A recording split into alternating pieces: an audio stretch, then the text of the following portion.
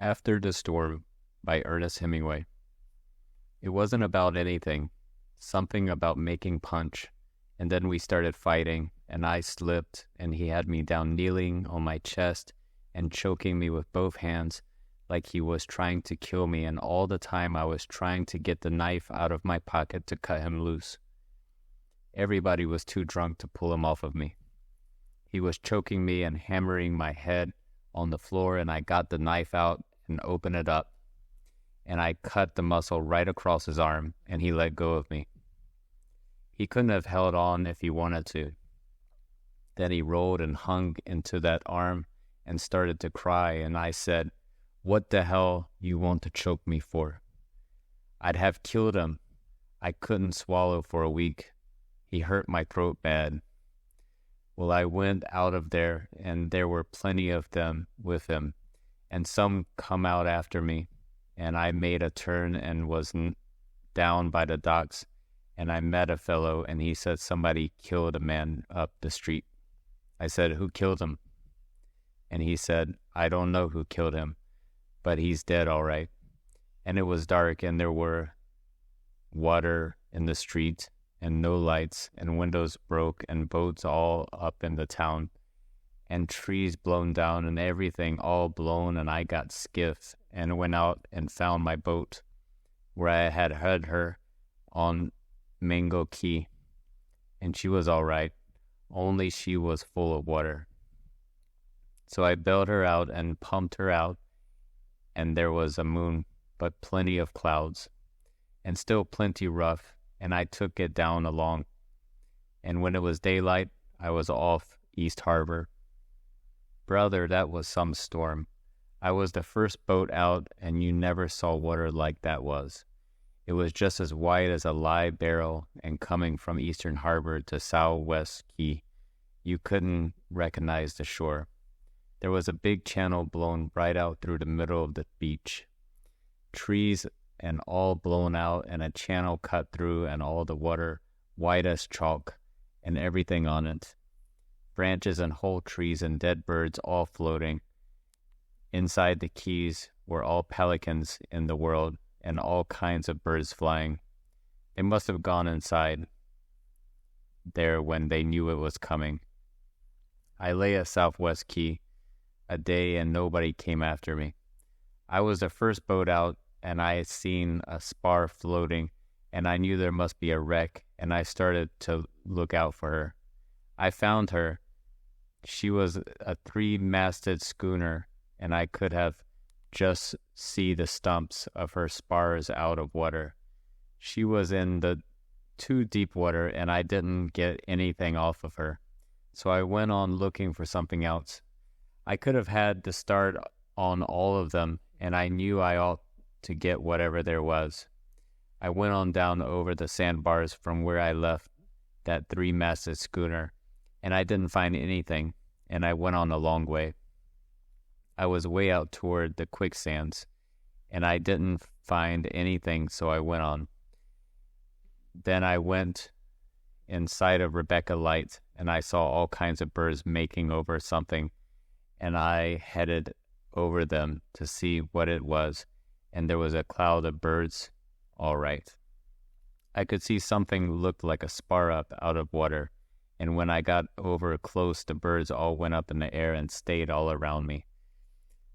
The water was clear out there, and there was all dark under some water like a long shadow, and I came right over it, and there was water and a liner just lying there, and all under water as big as the whole world. I drifted over her in the boat. She lay on her side, and the stern was deep down. The portholes were all shut tight, and I could see the glass shine in the water and the whole of her. The biggest boat I ever saw in my life laying there, and I went along the whole length of her, and I went over and anchored, and I had the skiff on the deck forward, and I shoved it down in the water and sculled over it with the birds all around me. I had a water glass like we use sponging, and my hand took so I couldn't hardly hold it. All the portholes were shut, and you could see going along over her, but way down below near the bottom, something must have been open because there were pieces of things floating all over the time. You couldn't tell what they were, just pieces. That's what the birds were after. You never saw so many birds. They were all around me, crazy, yelling. I could see everything sharp and clear. I could see her rounded over, and she looked a mile long under the water. She was lying on a clear white bank of sand, and the spar of a sort of foremast, or some sort of tackle that slanted over the water, and the way she was laying on her side. Her bow wasn't very far under. I could stand on the letters of her name on her bow, and my hand was just under water. But the nearest porthole was 12 feet down. I could just reach it with the grains pole, and I tried to break it with that, but I couldn't. The glass was too stout, so I sculled back to the boat and got a wrench and lashed it to the end of the grains pole, and I couldn't break it. There I was looking down through the grass at the liner and everything in her, and I was the first one to her, and I couldn't get into her. She must have had $5 million worth in her. It made me shaky to think how much she must have in her. Inside the porthole, that was the closest I could come to see something, but I couldn't make it out through the water glass. I couldn't do any good with the grains pole, and I took off my clothes and stood and took a couple of deep breaths and dove over the stern with the wrench in my hand that swam down. I could hold on for a second to the edge of the porthole, and I could see in there was a woman inside with her hair all floating out. I could see her floating plain, and I hit the glass twice with the wrench hard, and I heard the noise clink in my ears, but it wouldn't break, and I had to come up. I hung on to the dinghy and got my breath, and then I climbed in and took a couple of breaths and dove again. I swam down and took a hold of the edge of the porthole with my fingers and held it and hit the glass as hard as I could with the wrench. I could see the woman floated in the water through the glass. Her hair was tied once close to her head, and it floated all out in the water. I could see the rings on one of her hands. She was right up close to the porthole, and I hit the glass twice, and I didn't even crack it. When I came up, I thought I wouldn't make it to the top before I'd have to breathe. I went down once more and cracked glass, only it cracked it, and when I came up, my nose was bleeding, and I stood on the bow of the liner with my bare feet on the letters of her name, and my head was just out and rested there, and then swam over the skiff and pulled it up, and sat there waiting for my head to stop aching and looking down into the water glass.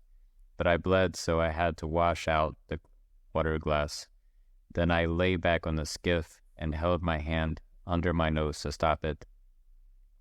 And I lay there with my head looking up.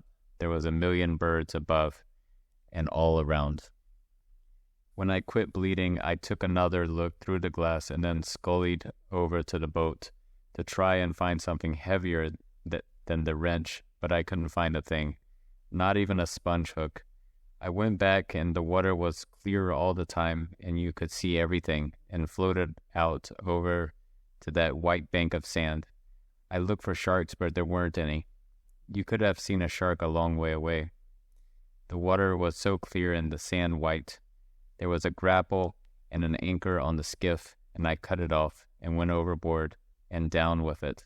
It carried me right down and past the porthole, and I grabbed, and I couldn't hold anything, and went on down and down, sliding along the curved side of her. I had to let go of the grapple. I heard it bump once, and it seemed like a year before I came up through the top of the water. The skiff was floating away with the tide, and I swam over to her with my nose bleeding in the water while I swam, and I was plenty glad there weren't any sharks, but I was tired. My head felt cracked open, and I lay in the skiff and rested and then scullied back. It was getting along in the afternoon, and I was once more with the wrench, and it didn't have anything good. That wrench was too light. It wasn't any good diving unless I had a big hammer or something heavy to do good. Then I lashed the wrench to the grains pole again, and I watched through the water glass and pounded on the glass and hammered until the wrench came off. And I saw in the glass, clear and sharp, go sliding down along her, and then off and down to the quicksand, and then go in. Then I couldn't do a thing. The wrench had gone, and I'd lost the grapple, so I scullied back to the boat. I was too tired in the skiff aboard, and the sun was pretty low. The birds were all pulling out and leaving her, and I headed for Southwest Key, towing the skiff, and the birds going on ahead of me and behind me. I was plenty tired. That night it came on to blow and blew for a week. You couldn't get out to her. They come from town and told me the fellow I had cut was all right except for his arm, and I went back to the town and they put me under $500 bond. It came out all right because some of them, friends of mine, swore he was after me with an axe. But by the time we got back and out to her, the Greeks had blown her open and cleared her out. They got out the safe with dynamite. Nobody ever knows how much they got. She carried gold, and they got all of it. They stripped her clean. I found her, and I never got a nickel out of her. It was a hell of a thing, all right. They say just outside of Havana Harbor when the hurricane hit and she couldn't get in, or the owners wouldn't let the captain chance coming in. They say he wanted to try, so she had to go with it, and in the dark they were running with it, trying to go through the gulf between Rebecca and Tortugas when she struck on the quicksands. Maybe her rudder was carried away. Maybe they weren't even steering, but anyway they couldn't have known they were quicksands, and when she struck, the captain must have ordered them to open the ballast tanks, and she'd lay solid. But it was quicksand, so she'd hit, and when they opened the tanks, she went in stern first, and then over her beam ends. There were 450 passengers and the crew on board of her, and they must have all been aboard when I found her. They must have opened the tanks as soon as she struck, and the minute she settled and the quicksands took her down. Then her boilers must have burst, and that must have been a while made those pieces that came out. It was funny there weren't any sharks, though. There wasn't a fish. I couldn't have seen them on that clear white sand. Plenty of fish now, though. Jewfish, the biggest kind. The biggest part of her is under the sand now, but they live inside of her. The biggest kind of Jewfish. Some weigh 300 to 400 pounds. Sometime we'll go out and get some. You can see the Rebecca light and where she is. They got a buoy on her now. She's right at the end of the quicksand at the edge of the gulf. She only missed going through by about 100 yards. In the dark, in the storm, they just missed it. Raining the way it was, they couldn't have seen the Rebecca. Then they not used to that sort of thing. The captain of a liner isn't used to sculling that way. They have a course and they tell me to set some sort of compass and it clears itself. They probably didn't know where they were when they ran and that blow, but they came so close to making it. Maybe they lost the rudder though. Anyway, there wasn't a thing for them to hit till they got to Mexico, once they were in that gulf. Must have been something though, when this struck with rain and wind, and he must have told them to open her tanks. Nobody could have been on deck in that blow and rain. Everybody must have been below. They couldn't have lived on deck. There must have been some scenes inside all right, because you know she settled fast. I saw that wrench go into the sand. The captain couldn't have known it was quicksand, when she struck, unless he knew these waters. He just knew it wasn't rock. He must have seen it all up on the bridge. He must have known what it was about when she settled. I wonder how fast she made it. I wonder if the mat was there with him. Do you think they stayed inside the bridge, or do you think they took it outside? They never found any bodies, not a one, nobody floating. They float a long way with life belts too. They must have took it inside. Well, the Greeks got it all. Everything. They must have come fast all right. They picked her clean. First there were birds, then me, then the Greeks, and then even the birds got more out of it than I did.